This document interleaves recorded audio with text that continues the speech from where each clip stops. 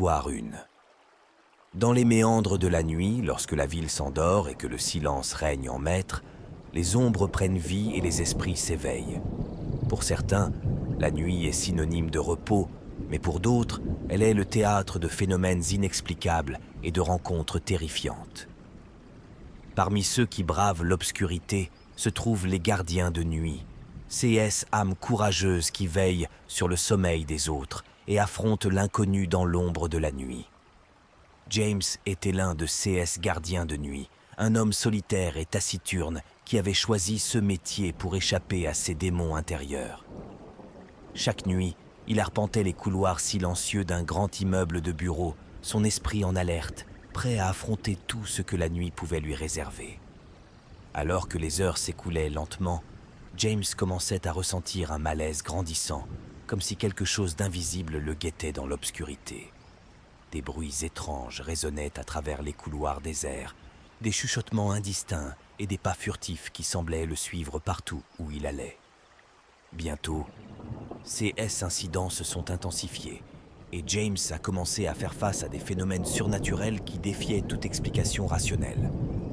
Des portes se refermaient d'elles-mêmes, des lumières clignotaient sans raison apparente, et des objets semblaient se déplacer d'eux-mêmes lorsque personne d'autre n'était là. Malgré sa terreur croissante, James s'est accroché à son poste, déterminé à découvrir la vérité sur ce qui se passait dans l'immeuble. Il a commencé à mener des recherches sur l'histoire de l'édifice, découvrant des histoires troublantes de tragédies passées et de fantômes hantant ses murs. Alors que les nuits passaient, James est devenu de plus en plus obsédé par la quête de la vérité, plongeant plus profondément dans les mystères de l'immeuble et affrontant des horreurs indicibles. Des visions cauchemardesques le hantaient, des spectres vengeurs le poursuivaient dans ses rêves, et il sentait une présence maléfique qui semblait se nourrir de sa peur. Malgré ses efforts désespérés pour comprendre ce qui se passait, James se rendit compte qu'il était pris au piège dans un cauchemar sans fin, piégé entre le monde des vivants et celui des morts. Chaque nuit devenait un combat pour sa survie, une lutte désespérée contre les forces obscures qui cherchaient à le consumer. Finalement, James comprit que la clé de sa survie résidait dans sa propre force intérieure. Il refusa de céder à la terreur qui menaçait de le submerger, faisant appel à son courage et à sa détermination pour affronter les ténèbres qui l'entouraient. Dans un dernier acte de bravoure, James confronta le mal à l'origine des phénomènes surnaturels qui le tourmentaient, dévoilant les secrets sombres de l'immeuble et mettant fin à sa malédiction une fois pour toutes. Bien que les cicatrices de cette expérience resteraient à jamais gravées dans son esprit, James avait trouvé la paix dans le fait d'avoir surmonté l'horreur de la nuit.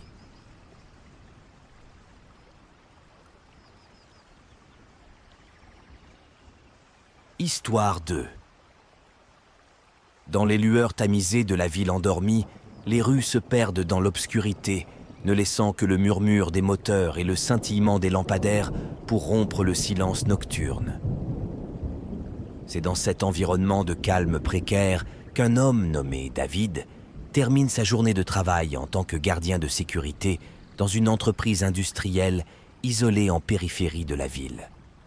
Montant sur sa moto, il entame son trajet de retour chez lui, traversant les artères désertes de la métropole nocturne. David avait l'habitude de ce trajet solitaire à travers les rues désertes, mais cette nuit-là, quelque chose semblait différent. Une tension diffuse planait dans l'air, comme si les ombres elles-mêmes murmuraient des avertissements indicibles. Malgré cela, il enfourcha sa moto, espérant rentrer chez lui avant que la sensation d'oppression ne devienne trop accablante. Alors qu'il roulait à travers les rues désertes, David commença à ressentir un malaise grandissant, comme si quelque chose l'observait depuis les ténèbres. Des frissons lui parcoururent l'échine lorsque des bruits étranges se firent entendre, des bruits qui semblaient flotter dans l'air nocturne sans source apparente. Ignorant ses instincts, David accéléra, désireux de quitter la ville endormie et de retourner à la sécurité de son foyer. Mais plus il avançait, plus la sensation de malaise grandissait. Des ombres semblaient se faufiler à travers les ruelles sombres. Des mouvements furtifs dans les coins de ses yeux le faisaient sursauter. Soudain, alors qu'il tournait au coin d'une rue déserte, les phares de sa moto illuminèrent une figure sombre qui se tenait au milieu de la route. C'était une silhouette déformée, presque inhumaine, avec des yeux brillants qui semblaient refléter la lumière de la lune.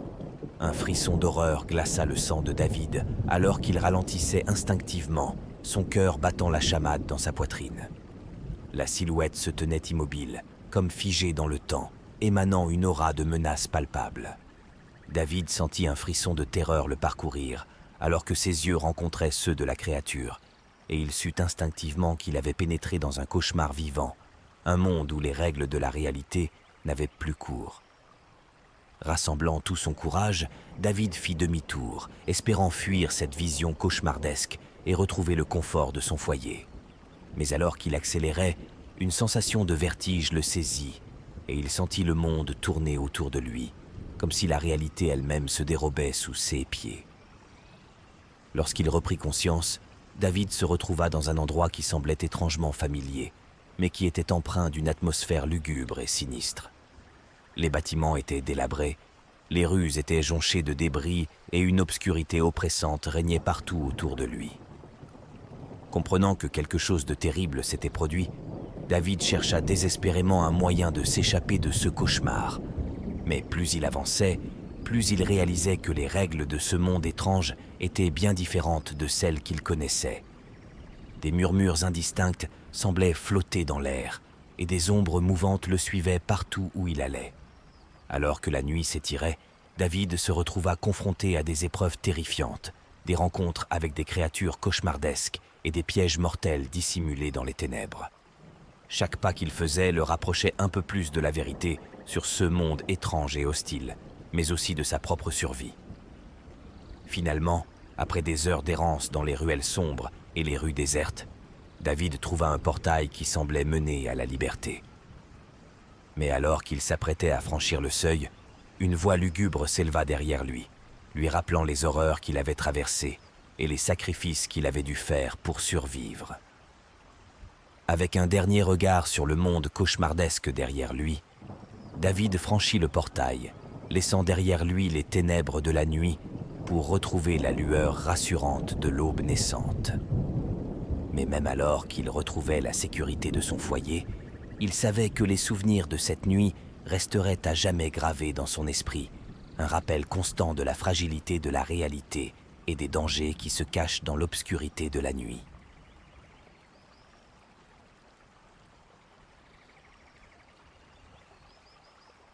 Histoire 3.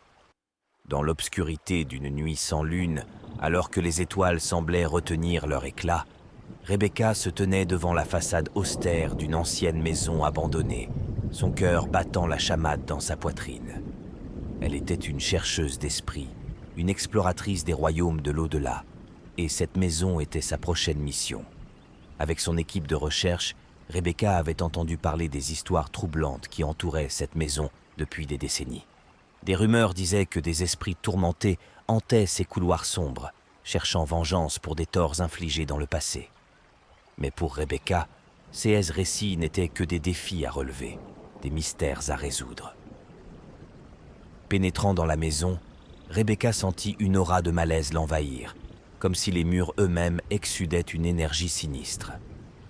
Malgré cela, elle avança courageusement, ses pas résonnant dans le silence oppressant de la nuit. Alors qu'ils commençaient leur enquête, des événements étranges se produisirent. Des portes se refermèrent d'elles-mêmes, des bruits sourds résonnèrent à travers les couloirs et des ombres mouvantes semblaient danser sur les murs. Mais Rebecca ne recula pas, déterminée à percer les mystères de cette maison hantée. Au fil des heures, les phénomènes s'intensifièrent. Des voix murmuraient à ses oreilles, des apparitions fugaces traversaient son champ de vision et une présence glaciale semblait envelopper la maison tout entière. Pourtant, Rebecca continua son exploration, armée de son courage et de sa détermination. Alors que la nuit avançait, les manifestations devinrent de plus en plus terrifiantes. Des cris déchirants résonnaient à travers les couloirs, des objets volaient à travers les airs et des visions cauchemardesques hantaient les rêves de Rebecca. Mais malgré la terreur grandissante, elle refusa de céder à la panique, sachant que la vérité se trouvait au cœur des ténèbres. Finalement, Après des heures d'exploration, Rebecca découvrit un passage secret dissimulé derrière un mur de la maison. Lorsqu'elle l'ouvrit, elle fut confrontée à une vision d'horreur indicible. Une pièce sombre et sinistre où des chaînes pendantes et des instruments de torture étaient disposés de manière macabre. Comprenant que cette pièce était le lieu de souffrance et de mort, Rebecca sentit une vague de terreur la submerger.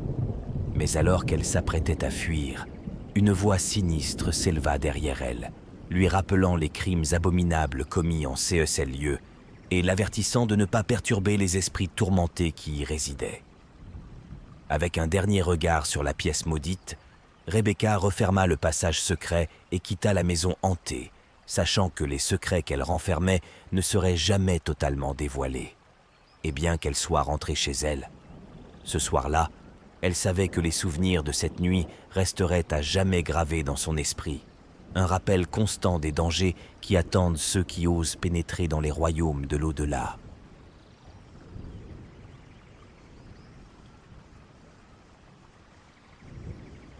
Histoire 4. Dans un laboratoire de recherche médicale situé au cœur de la ville, Marcus, un jeune scientifique passionné, était plongé dans ses expériences tard dans la nuit. Les aiguilles de l'horloge indiquaient déjà 3 heures du matin lorsque Marcus se pencha sur son microscope, captivé par les cellules qu'il observait. Soudain, un frisson lui parcourut l'échine, brisant le silence de la pièce. Marcus se redressa, son regard balayant la pièce à la recherche de la source de ce sentiment de malaise. Rien ne semblait anormal, mais une étrange sensation d'être observé persistait.